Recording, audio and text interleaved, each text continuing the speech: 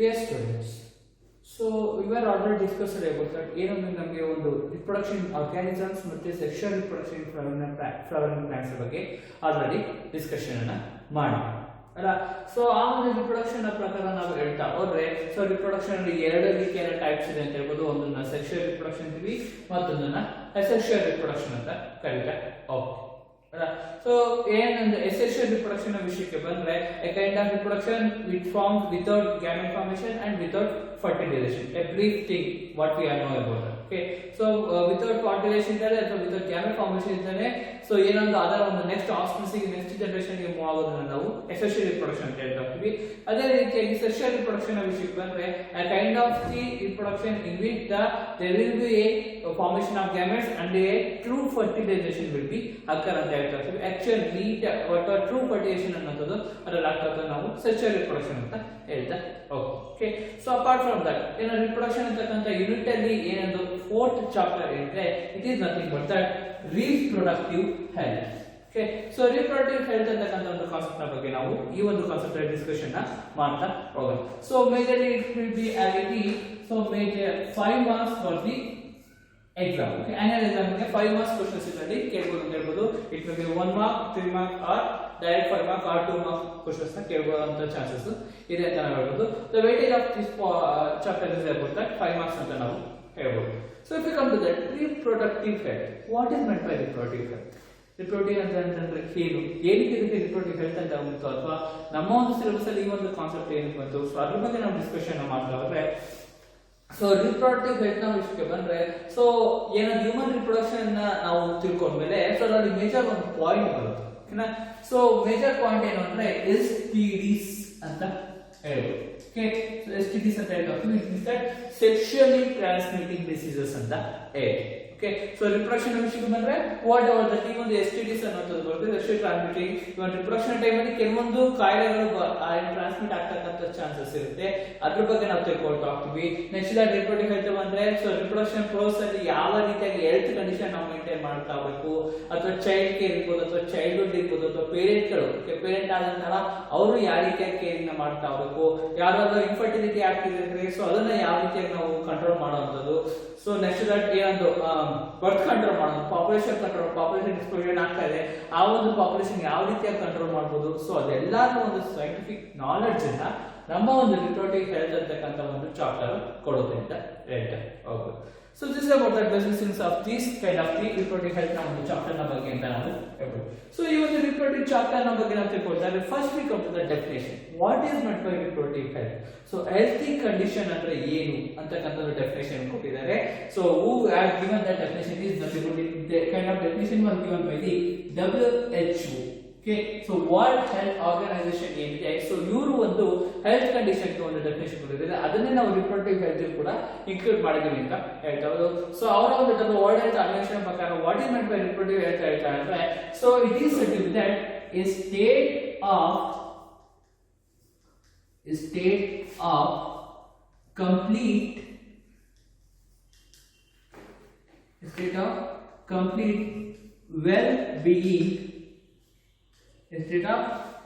well-being, so which is said to be mentally,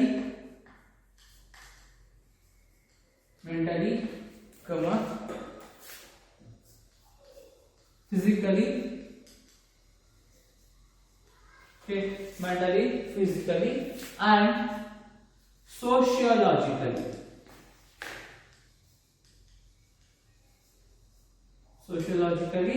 And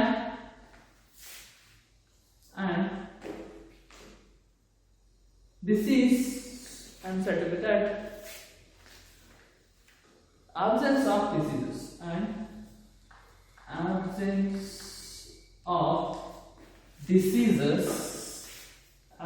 of diseases and infirmity. Okay,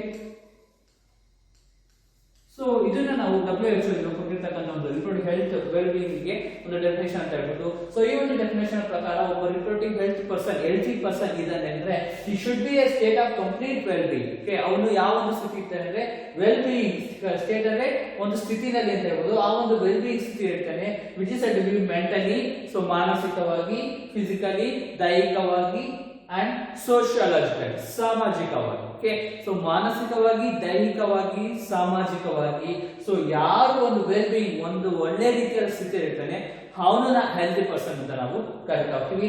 and absence of diseases and infirmity ಅಂತ ಹೇಳ್ತಾರೆ. So ಅಲ್ಲಿ ಯಾವುದೇ ರೀತಿಯಾದ ಕಾಯಿಲೆಗಳಿರ್ಬೋದು ಅಥವಾ ಯೋಚನೆ ಇರ್ಬೋದು, ಮಾನಸಿಕ ಕಾಯಿಲೆ ಇರ್ಬೋದು ಅಥವಾ ಮಾನಸಿಕ ಯೋಚನೆ ಇರ್ಬೋದು, ಸೊ ಸಾಮಾಜಿಕವಾಗಿ ಬೆಳೆದಲ್ಲೇ ಇರ್ತಕ್ಕಂಥ ಒಂದು ಸಿಚುಯೇಷನ್ ಇರ್ಬೋದು, ಸೊ ಅದು ಯಾವುದು ಕೂಡ ಇರಬಾರ್ದು. ಸೊ ಅದನ್ನ ಆಬ್ಸೆನ್ಸ್ ಆಫ್ ಡಿಸೀಸ್ ಯಾವ ರೀತಿಯಾದ ಕಾಯಿಲೆ ಇರಬಾರ್ದು, ಇನ್ಫಾರ್ಮಿಟಿ ಅನ್ನೋದು ಇರಬಾರ್ದು. ಸೊ ಸಾಮಾಜಿಕವಾಗಿರ್ಬೋದು, ಭೌತಿಕವಾಗಿರ್ಬೋದು, ಮಾನಸಿಕವಾಗಿರ್ಬೋದು. ಓಕೆ, ಸೊ ಎಲ್ಲರೂ ಕೂಡ ಒಂದು ಪರಿಸ್ಥಿತವಾದ ಸ್ಥಿತಿನಲ್ಲಿ ಅವನಿದ್ರೆ ಸೊ ಅದನ್ನ ನಾವು ರಿಪ್ರೊಡಕ್ಟಿವ್ ಹೆಲ್ತ್ ಅಂತ ಒಂದು ಡೆಫಿನೇಷನ್ ನ ಹೇಳ್ತೀವಿ ಅಂತ ಹೇಳ್ಬೋದು. ಸೊ ರಿಪ್ರೊಡಕ್ಟಿವ್ ಹೆಲ್ತ್ ನ ಬಗ್ಗೆ ಹೇಳಿದ್ರೆ ವಾಟ್ ವಿಲ್ ಬಿ ಲರ್ನಿಂಗ್, ಈ ಒಂದು ರಿಪ್ರೊಡಕ್ಟಿವ್ ಹೆಲ್ತ್ ಅಂತಕ್ಕಂಥ ಒಂದು ಕಾನ್ಸೆಪ್ಟ್ ಅಲ್ಲಿ ಏನನ್ನ ನಾವು ತಿಳ್ಕೊಳ್ತೀವಿ ಅಂದ್ರೆ majorly we will be discussing about that the challenges related to a kind of challenges which are related to the human reproduction. So human reproduction ಗೆ related ಆಗಿ ಯಾವ್ದಾದ್ರು challenges ಇದ್ರೆ human reproduction ಬಗ್ಗೆ ನಾವು ಒಂದು ಸಮಸ್ಯೆಗಳಿದ್ರೆ ಅಥವಾ ಒಂದು ಚಾಲೆಂಜ್ ಅದ್ರ ಬಗ್ಗೆ ನಾವು ತಿಳ್ಕೊಳ್ತಾ ಹೋಗ್ತೀವಿ. ನೆಕ್ಸ್ಟ್ ಚೈಲ್ಡ್ಹುಡ್ ನ ಬಗ್ಗೆ, ಚೈಲ್ಡ್ಹುಡ್ ಅನ್ನೋದಕ್ಕಿಂತ ಪ್ರೊಲಾಂಗ್ಡ್ ಚೈಲ್ಡ್ಹುಡ್ ಅಂತ ನಾವು ಹೇಳ್ಬೋದು. ಓಕೆ, ಪ್ರೊಲಾಂಗ್ಡ್ ಚೈಲ್ಡ್ಹುಡ್ ಅಂತ ಹೇಳ್ತೀವಿ. ಪ್ರೊಲಾಂಗ್ಡ್ ಚೈಲ್ಡ್ ಇರ್ಬೋದು, ಏನೊಂದು ಬಾಲ್ಯಾವಸ್ಥೆ ಅನ್ನೋದು ಸುಮಾರು ಏನೊಂದು ಮೆಚುರಿಟಿ ಲೆವೆಲ್ ಬಂದು ಒಂದು 13-15 ಇಯರ್ಸ್ ಆದ್ರೂ ಕೂಡ ಅಷ್ಟೇ ಅವ್ರ ಚೈಲ್ಡ್ಹುಡ್ ಅದೇ ರೀತಿ ಆಗಿರುತ್ತೆ. ಸೊ ನಾವು ಪ್ರೊಲಾಂಗ್ಡ್ ಚೈಲ್ಡ್ಹುಡ್ ಹೇಳ್ತೀವಿ, ಅದು ಕೂಡ ಒಂದು ರೀತಿಯಾದ ಒಂದು ಚಾಲೆಂಜ್ ಇದೆ. ಸೊ ಅದ್ರ ಬಗ್ಗೆ ನಾವು ತಿಳ್ಕೊಳ್ತಾ ಹೋಗ್ತೀವಿ. ಅದ್ರ ಜೊತೆಗೆ so parental care, parental care ನ ಬಗ್ಗೆ ಡಿಸ್ಕಷನ್ ಮಾಡ್ತಾ ಹೋಗ್ತೀವಿ. ಅದ್ರ ಜೊತೆಗೆ delayed puberty,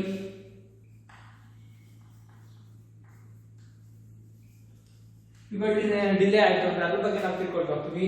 especially about that infertility. Okay, so ಈ ಎಲ್ಲಾ ರೀತಿಯಾದ ಒಂದು ಕಾನ್ಸೆಪ್ಟ್ ಏನೋ ಹ್ಯೂಮನ್ ರಿಪ್ರೊಡಕ್ಷನ್ ರಿಲೇಟೆಡ್ ಆಗಿದ್ದ ಚಾಲೆಂಜಿಂಗ್ ಕಾನ್ಸೆಪ್ಟ್ಸ್ ಹೇಳ್ತೀವಿ. ಎಲ್ಲಾ ರೀತಿಯಾದ ಒಂದು ಕಾನ್ಸೆಪ್ಟ್ಸ್ ನಾವು ಬ್ರೀಫ್ ಆಗಿ, ನಾಟ್ ಎಲಾಬರೇಟೆಡ್ ಆಗಿರುತ್ತೆ, ಬ್ರೀಫ್ ಆಗಿ ತಿಳ್ಕೊಳ್ತಾ ಓಕೆ. ಪ್ರೊಲಾಂಗ್ಡ್ ಚೈಲ್ಡ್ ಇರ್ಬೋದು, ಪೇರೆಂಟಲ್ ಕೇರ್, ಡಿಲೇಡ್ ಪ್ಯೂಬರ್ಟಿ ಅಥವಾ ಇನ್ಫರ್ಟಿಲಿಟಿ ಇರ್ಬೋದು.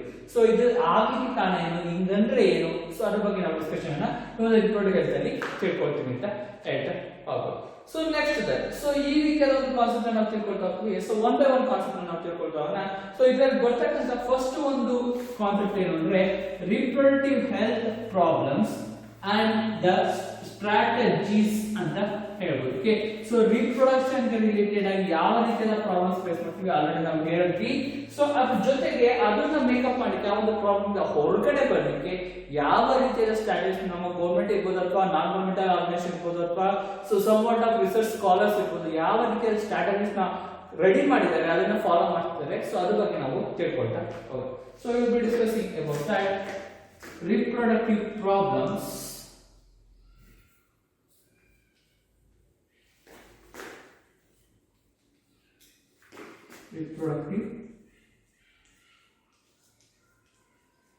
problems or reproductive health problems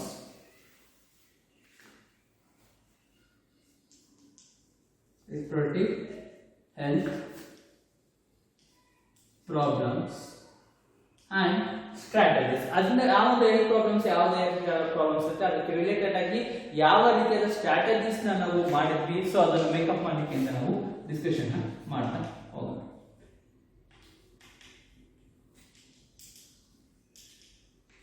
so ಈ ಒಂದು reproductive health problems and strategies ನ ಬಗ್ಗೆ ನಾವು ಒಂದು ತಿಳ್ಕೊಳ್ಳೋದ್ರೆ before going to the strategies ಹೋಗೋ ಮುಂಚೆ ರಿಪ್ರೊಡಕ್ಟಿವ್ ಪ್ರಾಬ್ಲಮ್ಸ್ ಅಂದ್ರೆ ಏನು ಅಂತ ತಿಳ್ಕೊಳ್ತಾ ಓಕೆನಾ.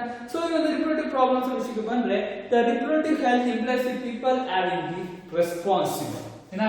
ಸೊ ಪೀಪಲ್ಸ್ ಒಂದು ಜನರ ಒಂದು ಕಾಳಜಿ ಅನ್ನೋದಕ್ಕೆ ಒಂದು ಜವಾಬ್ದಾರಿ ಇರುತ್ತೆ, ರೆಸ್ಪಾನ್ಸಿಬಲ್ ಅಂತ ಹೇಳ್ತೀವಿ. ಸೊ ಯಾವ ರೀತಿಯಾದ ರೆಸ್ಪಾನ್ಸಿಬಿಲಿಟಿ ನಮಗೆ ಇದೆ ಅಂತ ಹೇಳ್ತಾ ಹೋದ್ರೆ it is said to be that satisfying sex life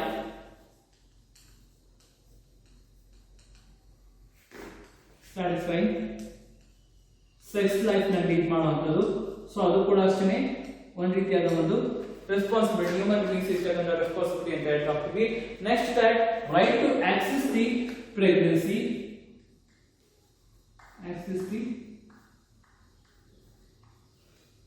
pregnancy. Okay, it is a kind of right for human beings. Okay, to get access of the pregnancy is a kind of right for human beings ಅಂತ ಹೇಳ್ತೀವಿ. So ಇದು ಒಂದು reproduction ಅಲ್ಲಿ ಬರ್ತಕ್ಕಂಥದ್ದು. Next that it is a kind of responsible to know about that health care services, health care services ನ ಬಗ್ಗೆ ತಿಳ್ಕೊಳ್ಳೋದು ಕೂಡ ಒಂದು ರೆಸ್ಪಾನ್ಸಿಬಿಲಿಟಿ ಅಂತ ನಾವು ಹೇಳ್ತಾ ಹೋಗ್ಬೋದು. ನೆಕ್ಸ್ಟ್ ದಟ್ ಚೈಲ್ಡ್ ಬರ್ತ್,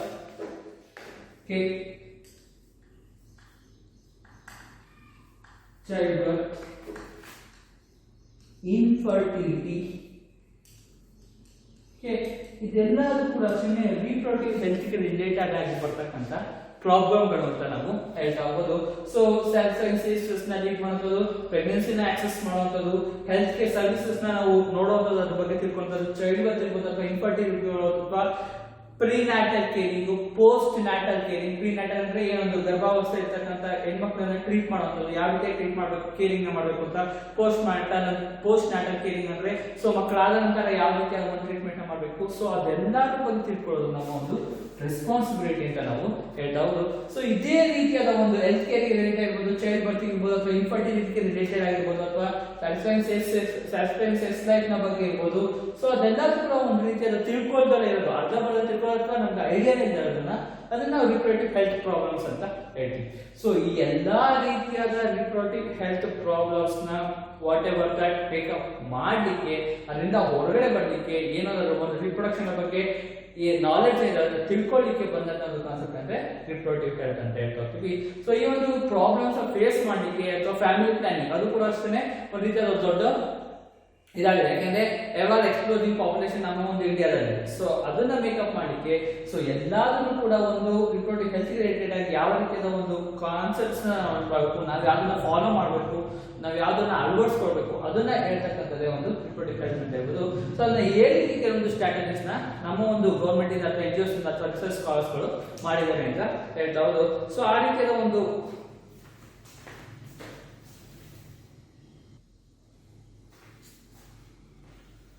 ಆ ರೀತಿಯ ಸ್ಟ್ರಾಟಜೀಸ್ ನ ಬಗ್ಗೆ ನಾವು ಒನ್ ಬೈ ಒನ್ ತಿಳ್ಕೊಳ್ತಾ okay.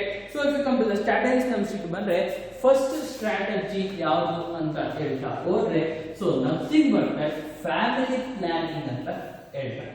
Okay, so family planning is the first strategy.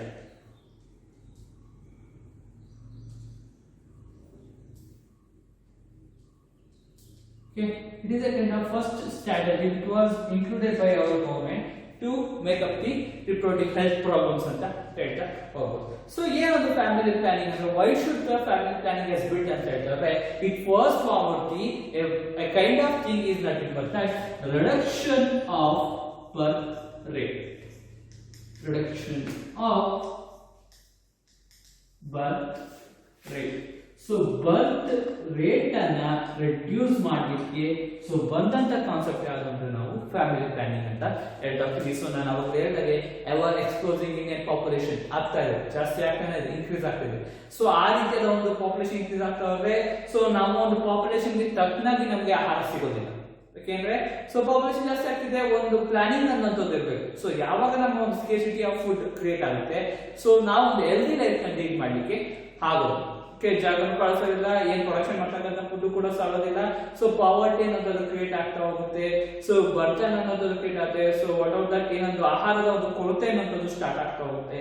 So ಅದರಿಂದ ಹೊರಗಡೆ ಬರಬೇಕು ಅಂದ್ರೆ ಮೇಜರ್ ಆಗಿ ರಿಪ್ರೊಡಕ್ಷನ್ ರಿಲೇಟೆಡ್ ಆಗಿ ಫ್ಯಾಮಿಲಿ ಪ್ಲಾನಿಂಗ್ ಅಂತ ಒಂದು ಸ್ಟ್ರಾಟಜಿನ ಕ್ರಿಯೇಟ್ ಮಾಡಿ ಅದನ್ನ ಫಾಲೋ ಮಾಡ್ಲಿಕ್ಕೆ ಸ್ಟಾರ್ಟ್ ಮಾಡೋದು ಅಂತ ಹೇಳ್ತಾ ಹೋದ್ರು. ಸೊ ಈ ಒಂದು ಫ್ಯಾಮಿಲಿ ಪ್ಲಾನಿಂಗ್ ನ ಬಗ್ಗೆ ಹೇಳ್ತಾ ಹೋದ್ರೆ ಸೊ ಈ ಒಂದು ಬರ್ತ್ ರೇಟ್ ನ ರೆಡ್ಯೂಸ್ ಮಾಡ್ಲಿಕ್ಕೆ ಏನೊಂದು ministry of health and family welfare ಏನಿದೆ,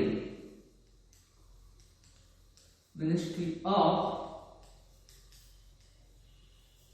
Health and Family Welfare. So Ministry of Health and Family Welfare ಏನಿದೆ ಸೊ ಇವರು ಒಂದು ಫ್ಯಾಮಿಲಿ ಪ್ಲಾನಿಂಗ್ ಅಂತ ಒಂದು ಸ್ಟ್ರಾಟಜಿನ ಫಸ್ಟ್ ರೆಡಿ ಮಾಡೋದು ಅಂತ ಹೇಳ್ಬೋದು. So it was come to existence in the introduced in the year 1951. Okay, 1951 ನಲ್ಲಿ ಇದನ್ನ ಇಂಟ್ರೊಡ್ಯೂಸ್ ಮಾಡೋದು ಅಂತ ಹೇಳ್ತಾ ಹೋಗೋದು. ಸೊ ಅದಾದ ನಂತರ ಸೊ ಇದನ್ನ ಅಮೆಂಡ್ ಮಾಡ್ಲಿಕ್ಕೆ ಸೊ ಒಂದು world first governmental population stabilisation programme ನ ಕ್ರಿಯೇಟ್ ಮಾಡೋದು. ಓಕೆನಾ, ರೆಡಿ ಮಾಡೋದು. ಸೊ ವರ್ಲ್ಡ್ಸ್ ಫಸ್ಟ್, ಪ್ರಪಂಚದಲ್ಲಿ ಮೊದಲನೇ ಬಾರಿ world's first population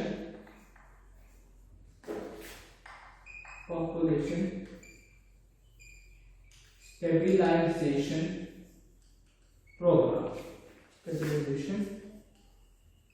program. Okay, world's first population stabilization program ನ ಕ್ರಿಯೇಟ್ ಮಾಡೋದು. ಸೊ ಕ್ರಿಯೇಟ್ ಮಾಡಿ ಅದನ್ನ ಆರ್ಗನೈಸ್ ಮಾಡಿ ಸೊ ಆ ಒಂದು ಏನೊಂದು ಮೀಟಿಂಗ್ ಅದು ಒಂದು ನ್ಯಾಷನಲ್ ಲೆವೆಲ್ ಕಾನ್ಫರೆನ್ಸ್ ಅಲ್ಲಿ ಈ ಒಂದು ಫ್ಯಾಮಿಲಿ ಪ್ಲಾನಿಂಗ್ ರಿಲೇಟೆಡ್ ಆಗಿ ಒಂದು ಸಿಂಬಲ್ ಹಾಕೋದು. ಓಕೆ, ಆ ಸಿಂಬಲ್ ಯಾವುದು ಅಂದ್ರೆ it is a inverted triangle, red triangle ಅಂತ ಹೇಳ್ತಾರೆ. It is said to be that inverted red triangle. Okay, so inverted red triangle ಏನಿದೆ ಸೊ ಇದನ್ನ ಅವರು ಏನು ಫ್ಯಾಮಿಲಿ ಪ್ಲಾನಿಂಗ್ ರಿಲೇಟೆಡ್ ಆಗಿ ಒಂದು ಸಿಂಬಲ್ ಆಗಿ ಯೂಸ್ ಮಾಡೋದು ಅಂತ ಹೇಳ್ತಾ ಹೋಗ್ಬೋದು. ಸೊ ಈ ರೀತಿಯಾಗಿ ಕ್ರಿಯೇಟ್ ಮಾಡೋದು ಅಂತ ಹೇಳ್ತಾರೆ. ಸೊ ಫ್ಯಾಮಿಲಿ ಪ್ಲಾನಿಂಗ್ ಅಲ್ಲಿ ಯಾವ ರೀತಿಯಾದ ಒಂದು ಐಡಿಯಾನ ಕೊಡ್ತಾ ಹೋಗ್ತಾರೆ ಅಂದ್ರೆ ಸೊ ಒಂದು ಮನೆಗೆ ಎಷ್ಟು ದಿನ ಪಾಪ್ಯುಲೇಷನ್ ಇರಬೇಕು, ಆ ಒಂದು ಪಾಪ್ಯುಲೇಷನ್ ಆ ಒಂದು ಕಾನ್ಸ್ಟೆನ್ಸಿನ ಫ್ಯಾಮಿಲಿ ಪ್ಲಾನಿಂಗ್ ಮಾಡೋದ್ರಿಂದ ಸೊ ಯಾವ ರೀತಿಯಾಗಿ ನಮ್ಮ ಒಂದು ದೇಶಕ್ಕೆ ಇರ್ಬೋದು ನಾವು ಕೊಡುಗೆನ ಕೊಡ್ತಾ ಹೋಗ್ತೀವಿ, ಅದೇ ರೀತಿಯಾಗಿ ನಮ್ಗೆ ನಮ್ಮ ಒಂದು ಫ್ಯಾಮಿಲಿಗೆ ಎಷ್ಟು ಬೇಕೋ ಅಷ್ಟನ್ನು ನಾವು ದುಡಿತಾ ಹೋಗ್ತೀವಿ. ಅಷ್ಟು ಒಂದು ಫುಡ್ ಸ್ಕೇರ್ಸಿಟಿ ನಾವು ಅವಾಯ್ಡ್ ಮಾಡ್ಬೋದು, ಪಾವರ್ಟಿ ಅವಾಯ್ಡ್ ಮಾಡ್ಬೋದು. ಕಮ್ಮಿ ಏನೊಂದು ಗ್ರೂಪಿಗೆ ಅಥವಾ ಫ್ಯಾಮಿಲಿ ಅಂತ ಕಮ್ಮಿ ನಂಬರ್ ಅಲ್ಲಿ ಸಂಖ್ಯೆಯಲ್ಲಿ ಕಮ್ಮಿ ಇತ್ತು ಅಂದ್ರೆ ನಾವು ಹೆಲ್ತಿ ಲೈಫ್ ನ ಲೀಡ್ ಮಾಡ್ಬೋದು. ನಾವು ದುಡಿತಕ್ಕಂಥದ್ದು ಆ ಒಂದು ಫ್ಯಾಮಿಲಿನ ಲೈಫ್ ಲೀಡ್ ಮಾಡ್ಲಿಕ್ಕೆ ಸಾಕಾಗುತ್ತೆ. ಸೊ ಆ ರೀತಿಯಲ್ಲಿ ಎಲ್ಲಾ ರೀತಿಯಾದ ಐಡಿಯಾಸ್ ಕೂಡ ಕೊಡ್ಲಿಕ್ಕೆ ಒಂದು ಫ್ಯಾಮಿಲಿ ಪ್ಲಾನಿಂಗ್ ಸ್ಟ್ರಾಟಜಿ ಇಂದ ಸ್ಟಾರ್ಟ್ ಮಾಡೋದು ಅಂತ ಹೇಳ್ಬೋದು. ಬಟ್ ಇದನ್ನ 1951 ಅಲ್ಲಿ ಕೂಡ ಇದು ಮಾಡೋದು ಕೂಡ ಅಷ್ಟೇನೆ. ಸೊ ನಮ್ಮ ಒಂದು ಕನ್ನಡ ಎಸ್ಪೆಷಲಿ ನಮ್ಮ ಒಂದು ಕರ್ನಾಟಕದ ಒಂದು ಕಾಂಟ್ರಿಬ್ಯೂಷನ್ ಏನಂದ್ರೆ around 1950. Okay, so before independence ಅಲ್ಲಿ ಮೈಸೂರು ಏನೊಂದು ಸ್ಟೇಟ್ ಏನಿತ್ತು ಸೊ ಆ ಒಂದು ಮೈಸೂರು ಸ್ಟೇಟ್ ಅಲ್ಲಿ ಆಲ್ರೆಡಿ ವಾಟ್ ಎವರ್ ದಟ್ ಏನೊಂದು ರಿಪ್ರೊಡಕ್ಟಿವ್ ಹೆಲ್ತ್ ಸೊಸೈಟೀಸ್ ನ ಅಥವಾ ಫ್ಯಾಮಿಲಿ ಪ್ಲಾನಿಂಗ್ ಕ್ಲಿನಿಕ್ ಅನ್ನ ನಡೆಸ್ತಿದ್ರು ಅಂತ ಹೇಳ್ಬೋದು.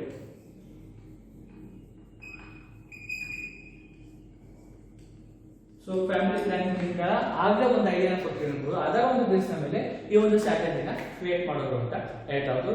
Y should the kind of strategy of the family planning come to that for the reduction of birth rate ನ ರಿಡ್ಯೂಸ್ ಮಾಡಲಿಕ್ಕೆ ಬಂದಂತ ಒಂದು ಸ್ಟ್ರಾಟಜಿ ಅಂತ ಹೇಳ್ಬೋದು. This is about that first strategy of the reproduction ಅಂತ ಹೇಳ್ತಾ ಹೋಗ್ಬೋದು.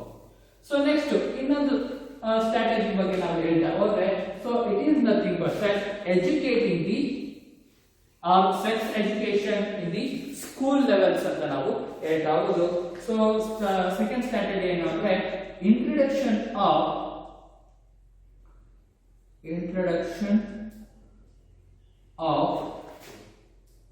sex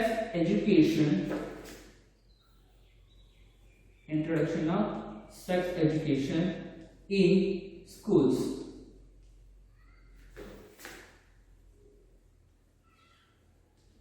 Introduction of sex education in schools. So school level ಅಲ್ಲಿ ಏನೊಂದು ಸೆಕ್ಸ್ ಎಜುಕೇಶನ್ ಇಂಟ್ರೊಡ್ಯೂಸ್ ಮಾಡಿದ್ರೆ ಸೊ ಏನೊಂದು ಬೆಳೀತಕ್ಕಂತ ಒಂದು ಮಕ್ಕಳಲ್ಲಿ ರಿಪ್ರೊಡಕ್ಷನ್ ಬಗ್ಗೆ ಅದರ ಹೆಲ್ತ್ ಕಾನ್ಶಿಯಸ್ ನ ಬಗ್ಗೆ ಒಂದು ಐಡಿಯಾ ಕೊಡ್ಬೋದು, ಒಂದು ಸಿಲೆಬಸ್ ಇರ್ತದೆ. ನಾವು ಪ್ರೆಸೆಂಟ್ ಏನ್ ಕಲಿತಿದ್ವಿ ಸೇಮ್ ರಿಪ್ರೊಡಕ್ಟಿವ್ ಹೆಲ್ತ್ ನಮ್ಮ ಸಿಲೆಬಸ್ ಬಂದಿದೆ ಅಂದ್ರೆ ನಥಿಂಗ್ ಬಟ್ ಆ ಒಂದು ಸ್ಕೂಲ್ ಲೆವೆಲ್ ಅಲ್ಲಿ ಅಥವಾ ಏನು ನಮ್ಮ ಒಂದು PU ಲೆವೆಲ್ ಅಲ್ಲಿ ಈ ಒಂದು ಸೆಲ್ಫ್ ಎಜುಕೇಶನ್ ಅಥವಾ ರಿಪ್ರೊಡಕ್ಷನ್ ರಿಲೇಟೆಡ್ ಆಗಿ ಏನಾದ್ರು ಒಂದು ಕಾನ್ಸೆಪ್ಟ್ ನ ಸಿಲೆಬಸ್ ಅಲ್ಲಿ ಇದ್ರೆ ಮಕ್ಕಳಿಗೆ ಏನಾದ್ರು ಒಂದು ತಿಳಿಸ್ಬೋದು. ಅವರು ದೊಡ್ಡವರಾದಾಗ ಮ್ಯಾರೇಜ್ ಆದಾಗ ಸೊ ಯಾವುದೇ ರೀತಿಯಾದ ಪ್ರಾಬ್ಲಮ್ಸ್ ಫೇಸ್ ಮಾಡ್ದರೆ ಇರ್ಲಿ, ಆ ಯಾವ ರೀತಿಯ ಪ್ರಾಬ್ಲಮ್ ಫೇಸ್ ಮಾಡಿದ್ರು ಕೂಡ ಅದಕ್ಕೆ ಯಾವ ರೀತಿಯಾಗಿ ತನ್ನ ಒಂದು ಸೊಲ್ಯೂಷನ್ ಕಂಡುಕೊಳ್ಬೇಕು ಅದನ್ನ ಸೆಲ್ಫ್ ಸೊಲ್ಯೂಷನ್ ಕಂಡುಕೊಳ್ಳಿ ಅನ್ನೋದಕ್ಕೆ so sex education school level ಅಲ್ಲಿ ಇಂಟ್ರೊಡ್ಯೂಸ್ ಮಾಡಿದ್ರೆ ಅದು ಕೂಡ ಒಂದು ಸ್ಟ್ರಾಟಜಿ ಅಂತ ಇಂಟ್ರೊಡ್ಯೂಸ್ ಮಾಡೋದು ಅಂತ ಹೇಳ್ಬೋದು. ಸೊ ವಾಟ್ ಇಟ್ ಮೀನ್ಸ್ ಅಂದ್ರೆ the sex education among school level which gives the scientific knowledge ಅಂತ ಹೇಳ್ಬೋದು. Yes, it gives the scientific knowledge. So it gives a scientific knowledge. What kind of scientific knowledge it will be providing sex education andre about that reproductive system na bagge. Okay, reproductive system ನ ಬಗ್ಗೆ ಏನೊಂದು education group ತೆಗೆದುಕೊಳ್ತಾವೆ ಅದ್ರ ಬಗ್ಗೆ ನಮ್ಮ scientific knowledge ನ ತೆಗೆದುಕೊಳ್ತಾವೆ. So ಅದೇ ರೀತಿಯಾಗಿ physiology ಬಗ್ಗೆ ಏನೋ ರಿಪ್ರೊಡಕ್ಷನ್ ಟೈಮ್ ಯಾವ ರೀತಿ ಚೇಂಜಸ್ ಆಗುತ್ತೆ ನಮ್ಮ ಬಾಡಿನಲ್ಲಿ ಅಂತ, ಸೊ ಅದ್ರ ಬಗ್ಗೆ ಐಡಿಯಾ ಕೊಡುವಂಥದ್ದು. Next hormonal changes when we come to the maturity. Maturity ಪಡ್ಕೊಂಡಾಗ ಅಥವಾ ರಿಪ್ರೊಡಕ್ಟಿವ್ ಫೇಸ್ ಗೆ ನಾವು ಬಂದಾಗ ಅನ್ನೋದು ಯಾವ ರೀತಿಯ ಹಾರ್ಮೋನಲ್ ಚೇಂಜಸ್ ಆಗುತ್ತೆ, ಫಿಸಿಯಾಲಜಿಕಲ್ ಚೇಂಜಸ್ ಆಗುತ್ತೆ, including that psychological aspects. Psychological aspects. So ಇದೆಲ್ಲರ ಬಗ್ಗೆ ಕೂಡ ಒಂದು ಬ್ರೀಫ್ ಐಡಿಯಾನ ಕೊಡುತ್ತೆ ರಿಪ್ರೊಡಕ್ಟಿವ್ ಹೆಲ್ತ್ ಅಂತ ಹೇಳ್ತಾ ಹೋಗ್ಬೋದು. Especially sex education school level introduce ಮಾಡಿದ್ರೆ ರಿಪ್ರೊಡಕ್ಟಿವ್ ಸಿಸ್ಟಮ್ ಅಂದ್ರೇನು, ಅದರಲ್ಲಿ ಯಾವ ರೀತಿ ಇರುತ್ತೆ, ಯಾಕೆ ಚೇಂಜಸ್ ಆಗುತ್ತೆ, ಫಿಸಿಯಾಲಜಿಕಲ್ ಮೆಚುರಿಟಿನ ಪಡ್ಕೊಂಡು ರಿಪ್ರೊಡಕ್ಟಿವ್ ಸ್ಟೇಜ್ಗೆ ಬಂದರೆ ಹ್ಯೂಮನ್ ಬೀಯಿಂಗ್ಸ್ ಅನ್ನೋದು ಯಾವ ರೀತಿಯ ಫಿಸಿಯಾಲಜಿಕಲ್ ಚೇಂಜಸ್ ಆಗುತ್ತೆ, ಹಾರ್ಮೋನಲ್ ಚೇಂಜಸ್ ಏನಾಗುತ್ತೆ, ಅದ್ರ ಜೊತೆಗೆ ಸೈಕಾಲಜಿಕಲ್ ಆಸ್ಪೆಕ್ಟ್ಸ್ ಅನ್ನೋದು ತುಂಬಾನೇ ಇಂಪಾರ್ಟೆಂಟ್. ಯಾಕೆಂದ್ರೆ ನನಗೆ ಒಂದು ರಿಪ್ರೊಡಕ್ಷನ್ ಗೆ ರಿಲೇಟೆಡ್ ಆಗಿ ಚೇಂಜಸ್ ಆಗ್ತಕ್ಕಂಥ ಹಾರ್ಮೋನ್ ಚೇಂಜಸ್ ಬಗ್ಗೆ ಐಡಿಯಾ ಇಲ್ಲ ಅಂದ್ರೆ ಸೈಕಾಲಜಿಕಲಿ ವೀಕ್ ಆಗುತ್ತೆ. ಏಕೆಂದ್ರೆ ನನಗೇನೋ ಒಂದು ಕಾಯಿಲೆ ಬಂದಿದೆ, ಸಮ್ವಾಟ್ ಆಫ್ ಚೇಂಜಸ್ ಆಗ್ತಿದೆ, ಅದೇನೋ ಅಂತ ಗೊತ್ತಾಗ್ತಿಲ್ಲ, ಅದನ್ನ ಹೇಳ್ಕೊಳ್ಳೋಗಿಲ್ಲ ಬಿಡೋಗಿಲ್ಲ. ಸೊ ಆ ರೀತಿಯಾದ ಒಂದು ಖಿನ್ನತೆಗೆ ಒಳಗಾಗದಲೇ ಇರಲಿ ಅನ್ನೋ ಕಾರಣದಿಂದ ಸೈಕಾಲಜಿಕಲ್ ಆಸ್ಪೆಕ್ಟ್ಸ್ ರಿಲೇಟೆಡ್ ಆಗಿ ಸೆಕ್ಸ್ ಎಜುಕೇಶನ್ ಸ್ಕೂಲ್ ಲೆವೆಲ್ ಅಲ್ಲಿ ಇಂಟ್ರೊಡ್ಯೂಸ್ ಮಾಡಿದ್ರೆ so we will be get in knowledge, we remove that bothering about kind of the reproduction ಗೆ ರಿಲೇಟೆಡ್ ಆಗಿ ಯಾವುದೇ ರೀತಿಯಾದ ಒಂದು ಸೊ ಖಿನ್ನತೆಗೆ ಒಳಗಾಗಬಾರ್ದು ಅನ್ನೋ ಒಂದು ಕಾರಣದಿಂದ ಸೊ ಎಜುಕೇಶನ್ ರೂಪದಲ್ಲಿ ಇದನ್ನ ನಮಗೆ ಕೊಟ್ರೆ, ಈ ಒಂದು ನಾಲೆಡ್ಜ್ ಅನ್ನು ಕೊಟ್ರೆ it will be very useful ಅಂತ ಹೇಳ್ತಾ ಹೋಗೋದು. Including that so it gives an idea about that STDs ಅಂತ ಹೇಳಿ. STDs means sexually transmitting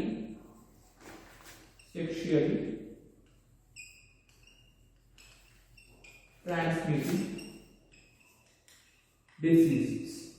Sexually transmitted diseases ಬಗ್ಗೆ ಒಂದು ಐಡಿಯಾ ಕೊಡ್ತಾ ಹೋಗುತ್ತೆ.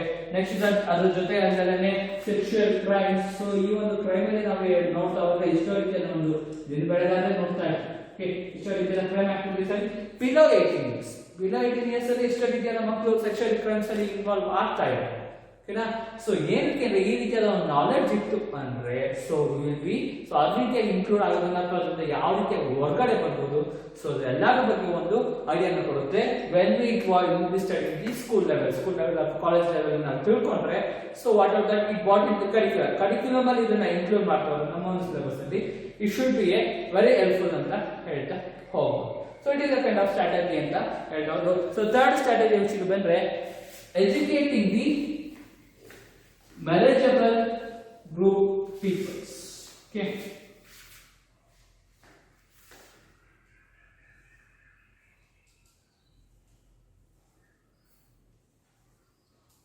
Educating marriageable group peoples. It means that so ಏನಂದ್ರೆ ನಮ್ಮ ಒಂದು ಇಂಡಿಯನ್ ಗವರ್ಮೆಂಟ್ ಪ್ರಕಾರ ಸೊ 18 ಇಯರ್ಸ್ ಮದುವೆ ಆಗಬೇಕು ಅಂದ್ರೆ ವುಮೆನ್ಸ್ ಗೆ ಗರ್ಲ್ಸ್ ಗೆ 18 ಇಯರ್ಸ್ ಆಗಬೇಕು, ಬಾಯ್ಸ್ ಗೆ 21 ಇಯರ್ಸ್ ಆಗಬೇಕು ಅಂತ ಇನ್ಕ್ಲೂಡ್ ಮಾಡಿದ್ದಾರೆ. It is a normal thing, every general knowledge ಎಲ್ಲರೂ ಕೂಡ ಗೊತ್ತಿರುತ್ತೆ. ಸೊ ಆ ರೀತಿಯ ಮ್ಯಾರೇಜಬಲ್ ಅಪ್ ಟು ಏನಂದ್ರೆ 18 ಇಯರ್ಸ್ ಅಥವಾ 21 ಇಯರ್ಸ್ ಬರೋರು ಕೂಡ ಒಂದು ಕಂಪಲ್ಸರಿ ಎಜುಕೇಶನ್ ಕೊಟ್ರೆ, ಆ ಒಂದು ಎಜುಕೇಶನ್ ರಿಪ್ರೊಡಕ್ಷನ್ ಬಗ್ಗೆ ಇಟ್ರೆ ಸೊ ಅವರು ಮದುವೆ ಆದ ನಂತರ ಯಾವುದೇ ರೀತಿಯ ರಿಪ್ರೊಡಕ್ಟಿವ್ ಪ್ರಾಬ್ಲಮ್ಸ್ ಫೇಸ್ ಮಾಡೋದನ್ನ ಕಮ್ಮಿ ಆಗುತ್ತೆ. ಆಲ್ಟಿ ರಿಪ್ರೊಡಕ್ಟಿವ್ ರಿಲೇಟೆಡ್ ಪ್ರಾಬ್ಲಮ್ಸ್ ಬಂದರೂ ಕೂಡ ಸೊ ಅದರಿಂದ ಹೊರಗಡೆ ಹೇಗೆ ಬರಬೇಕು ಅನ್ನೋದು ಅವ್ರಿಗೆ ಒಂದು ಐಡಿಯಾ ಅನ್ನೋದು ಇರುತ್ತೆ. ಸೊ ಅದಕ್ಕೆ ಈ ರೀತಿಯಾದ ಒಂದು ಸ್ಟ್ರಾಟಜಿನ ಕೊಟ್ಕೊಂಡು ಹೇಳ್ಬೋದು.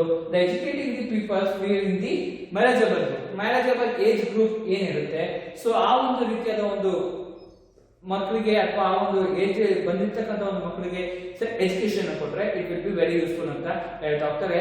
ಸೊ ವೈ ವಾಸ್ ಕ್ರಿಯೇಟೆಡ್ ಅಂದ್ರೆ it is necessary to the get awareness about that birth control. Awareness about birth control. So birth control ಗೆ ಒಂದು ಅವೇರ್ನೆಸ್ ನ ಕ್ರಿಯೇಟ್ ಮಾಡೋದ್ರಿಂದ marriageable age group peoples it will be a kind of reproductive health problems ಇಂದ ನಾವು ಹೊರಗಡೆ ಬರಲಿಕ್ಕೆ ಸಾಧ್ಯ ಅಂತ ಹೇಳ್ತೀವಿ. It also a kind of responsibility ಅಂತ ಹೇಳ್ತೀವಿ. ಕೆಲವೊಂದು ರೆಸ್ಪಾನ್ಸಿಬಿಲಿಟೀಸ್ ನ ಈ ಒಂದು ಸ್ಟ್ರಾಟಜಿ ಹೇಳ್ಕೊಳ್ತಾ ಹೋಗ್ತೀವಿ. ಯಾವ ರೀತಿಯಾದ ಒಂದು ರೆಸ್ಪಾನ್ಸಿಬಿಲಿಟಿ ಅಂದ್ರೆ ಲೈಕ್ ಪ್ರಿನ್ಯಾಟಲ್ ಕೇರಿಂಗ್ ಇರ್ಬೋದು, ಪ್ರಿನ್ಯಾಟಲ್ ಕೇರಿಂಗ್, ಅದರ ಜೊತೆಗೆ